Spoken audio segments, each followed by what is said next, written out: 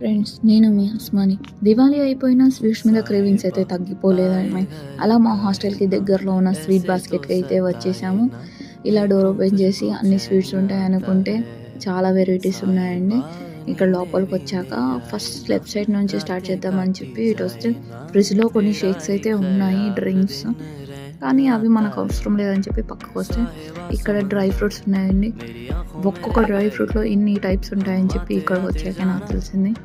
మనం కిస్మిస్, బాదంపప్పు, పిస్తా, అక్రోట్ అన్నీ ఉన్నాయండి. ఇలా పక్కకు వస్తే డ్రై ఫ్రూట్స్లో ఇన్ని రకాలు కూడా ఉంటాయి. Roasted, fairy fairy, coloured, flavoured dry fruits కూడా యాడ్ చేసేసానండి.